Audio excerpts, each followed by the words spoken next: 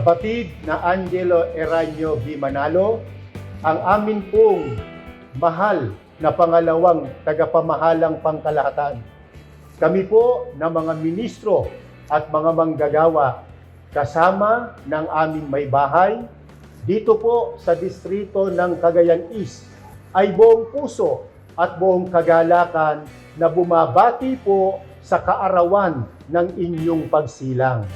Dalangin po namin sa ating Panginoon Diyos na lalo pa pong pagkalooban kayo ng karunungan, kapangyarihan at mabuting kalusugan upang mamalaging pangunahing katuwang ng ating pinakamamahal na tagapamahalang pangkalahatan, ang kapatid na Eduardo B. Manalo sa pangunguna sa lahat ng mga kapatid sa Iglesia ni Cristo sa buong mundo para mahanda po sa nalalapit na kaligtasan.